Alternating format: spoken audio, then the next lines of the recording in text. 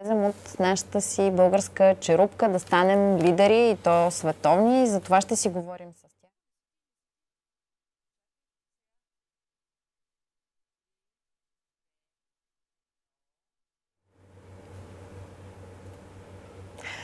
Кои сме, какви сме и можем ли да излезем от черупката си? Можем ли да бъдем лидери? Способни ли сме на емпатия? Това са едни много философски въпроси, само че ние ще се опитаме да ги преведем и да ги направим съвсем практични, заедно с следващите ни гости в студиото на Емисия България. Николай Стоянов, който е президент на Junior Chamber България, и Георги Държанлиев, нали правилно произнесох името, добре, който е един от 10 най-изявени млади личности на България за 2015 година. Добре дошли. Добре заварили. Да започнем с едно кратко представяне за хората, които не знаят какво е Junior Chamber, какво правите. Junior Chamber International е международна неправителствена организация, в която членуват над 200 000 човека в 124 държави по света. От 4 години има свое представителство в България и мисията на организацията е да овластява младите хора да генерират позитивна промяна. Организацията има много социални, много бизнес и образователни проекти. Един от които сме се събрали днес да поговорим е наградите най-изявени млади личности на България, но същия конкурс се провежда в много държави по света и накрая има световни отличия, които финал голям. Точно така, голям финал, който тази година ще се случи в Каназава, Япония. Може ли да разкажем малко повече за този български финалист, който сега е тук? Аз предлагам той сам да се представи. Георги, вие как, с какъв проект и с каква своя инициатива попаднахте в челната десятка? Предполагам с редица от проектите, с които се занимавам. Георги Държанлиев се казвам. Здравейте отново. Бих могъл да кажа, че от около 5 години, откакто започнах образованието си в университета, по право, и дори сега, след като вече завърших, се занимавам с предприемачество, основно в сферата на така нареченото социално предприемачество като термин, т.е. проекти, които имат не само бизнес насоченост, но и социална така, т.е. разрешават някакъв социален проблем. Като моя лична и професионална кауза е повишаване на правната култура на обществото в страната ни и с това основно могат да се категоризират една голяма част, поне от настоящите проекти, които вече са така живи, ако мога да се изразя, и съществуват в момента. Аз разбрах, че работите по един проект, който би трябвало да образова децата, младите хора за техните права. Да, това е последната инициатива, с която се захванахме с още 5 млади души, които са експерти в други области. Маркетинг, софтуерни инженери, двама много добри в екипа ни имаме, и един геймификейшн експерт. Това е една игра, тя се казва RAW. По своето естество тя е забавна игра, която показва магията и силата на правото. Тоест ние четиримата може да започнем да играем играта в нея настолен или онлайн вариант и да се състезаваме за победата в играта, събирайки точки, но преждевременно, по ненатрапчив начин, самата игра ни образова за различни важни и практични моменти от света на правото, които могат да ни полезнат в живота. Какви, например, някакви казуси можете ли да ни дадете? Те са от най-различни области. Финанси, юридически лица, администрация, полиция, например регистрация на фирма, какво следва при една регистрация на фирма, за да станеш собственик на малък бизнес или предприемач, какви са последствия, какви са плюсовете и минусите, какви са правата и задълженията ни с администрацията. Към едни по-големи деца, които ще трябва да започнат да правят своите граждански избори в следващите години. За момента ние сме потвърдили, че играта и информацията, начина по който е създадена, спокойно може да се възприеме без проблеми от лица над 14 годишна възраст. В момента правим тестове за 10+. Като вярваме, че дори и до такъв начин може да смелим информацията, че тя да бъде достъпна и за по-малките. Но по забавен начин. В играта има доста хумор, който сме употребили, и самата логика на играта използва състезателен елемент. Тоест, самите играчи не се усещат, че те научават някакви работи. Но се състезават. Какви други проекти имате? Понеже е любопитно, казахте, че са много проектите. Разкажете повече за пример, с кой проект спечелихте сега българското издание на...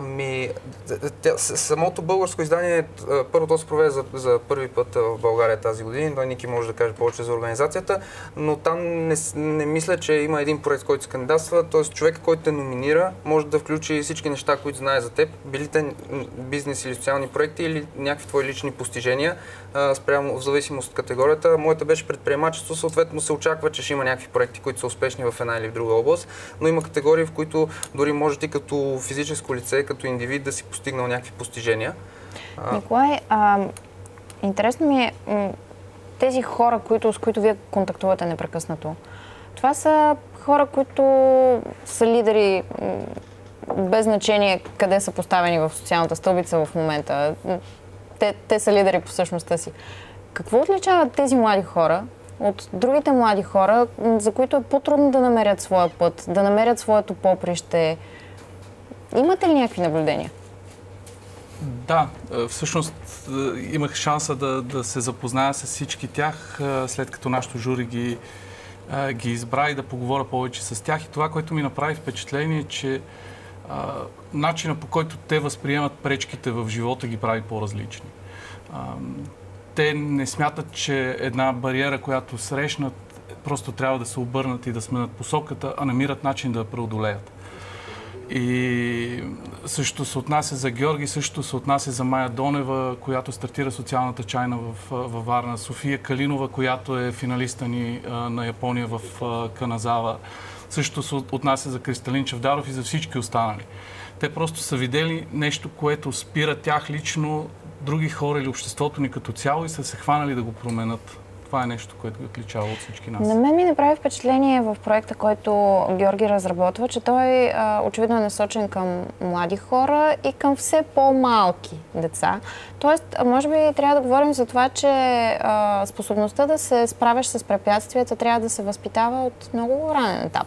Да, точно така е. Дори малките деца имат неща, с които трябва да се преборят и още в много рана детска възраст започват да се учат как да се справят и с по-големите трудности.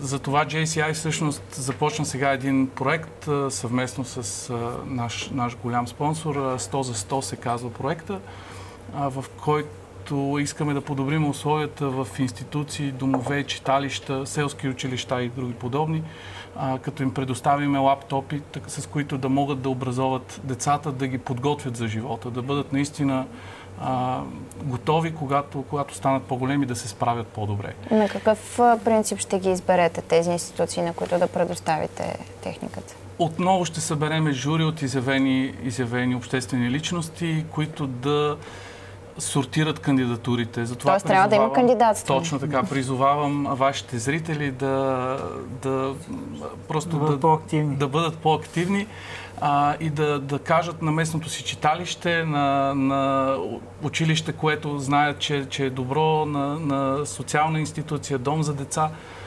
където знаят, че има подобни потребности, да влезнат в сайта на JCI България и да видят какви са правилата на конкурса. Георги, вие как избирате проблемите, на които дадете решение? Основно чрез проучване в веб пространството. В днешната информационна ера не е трудно да намериш информация за каквото и да е.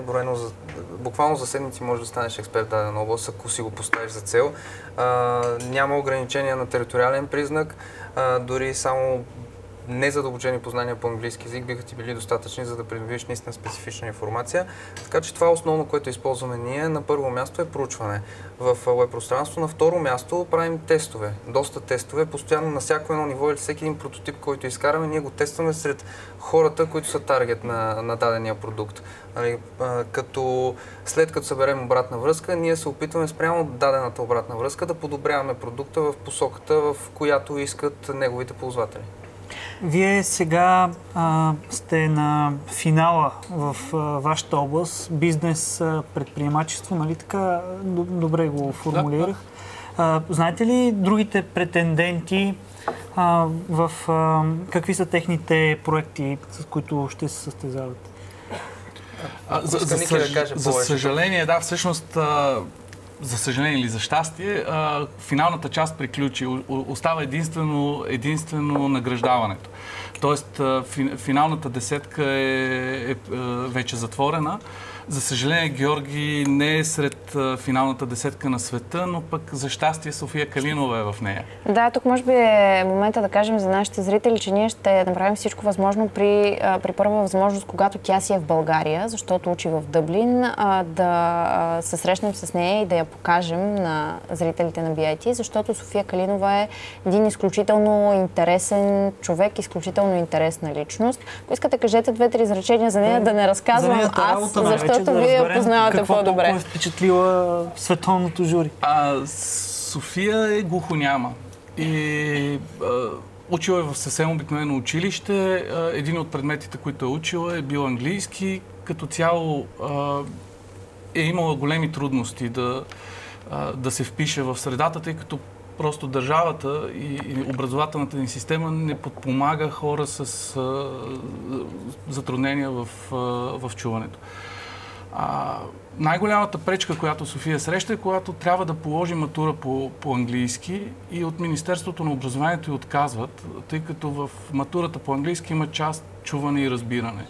Тя като глухоняма не може да вземе участие в матурата в този модул и Министерството решава да не я допусне.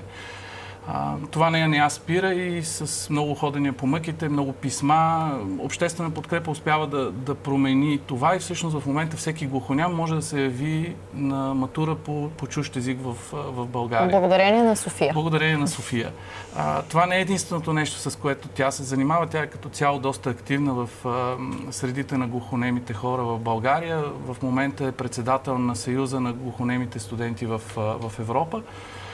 И отново, както Георги каза, не е едно нещо, което е впечатлило журито, е целият път, който е трябвало да извърви. Човек, който се бори, въобще не се остава на апатията и на течението. Какво е по-важно? Не знам дали Георги или Николай да отговори. Какво е по-важно, за да станеш лидер? Да си самоуверен, да си талантлив, да полагаш труд? Веднага мога да кажа, че таланта няма значение. Значи, може да си роден с талант, обаче ако не се трудиш, аз познавам много талантливи хора, които просто си пропиляват таланта, защото не се трудят всеки ден. Мога ли да се изразя грубо и да кажа, че ги мързи? Той мързела също е сила, защото ако се замислите, откакто свят светува, голяма част от нещата и открите се случили, защото човека го мързи. Той винаги измисля по-лесни начини, нещата се случват вместо той да прави нещо, някой друг да го прави вместо него. Но по-скоро не е мързала липсата на проактивност. Нали, не може да се разчита само на таланта, много хора са го казвали, има и сентенции, и книги написали за тази. Просто трябва всеки ден с малки стъпки или с големи стъпки, но всеки ден да не спираш, да действаш това, което смяташ, че си достатъчно добър и ти харесва да го правиш най-вече. Как виждаш България? Защо си тук? Да, много добре я виждам. Последно само да те питам, дали и би останал в България да се бориш, да продължаваш да се бориш? Абсолютно. Според мен има достатъчно хубави неща, които се случват тук и достатъчно възможности. Аз може би ги виждам, защото се занимавам и се опитвам да търся възможности, които да ми помагат да вървя напред и хората, с които работя в отделните проекти. Но смятам, че самия факт, че може би в някои отношения сме малко по-назад от другите страни членки на Европейския съюз, например, или други вече развити страни в света, ни дава възможност да черпим достатъчно опит от тях и да прилагаме неща, които вече те са направили успешно при нас. Тоест, дори в определени области не е нужно да открием топлата вода, което създава много възможности. От друга страна, нещата при нас забелязвам, че се подобряват в положителна посока. Аз мога да дам пример, който вчера си мислех. Имах работа с определени администрации в София. Много често всеки от нас недоволства против една или друга администрация, но не се сещаме, когато някоя дама или господин в администрацията ни свърши качествено работа, това нещо да го споделим. Конкретно вчера беше в НАП Красна поляна. Аз си бях объркал тотално нещата, които трябваше да направя. Но съответно, благодарение на добрите служители, всичко се поправи в правилната посока. Така че нещата се подобряват. Нека се съсредоточаваме върху хубавите неща и да се борим, да продължаваме да даваме решения. Да, точно така. Решения трябва да даваме. Това е един хубав оптимистичен финал. Вие как виждате България и света? Имате ли нещо хубаво и оптимистично да ни споделите? Ако е така, пишете ни на страницата ни във Facebook. BIT, емисия България и в мейла емисия@bitelevision.com. Николай Стоянов и Георги Дърнжанлиев бяха гости в емисия България. Благодаря ви, че бяхте.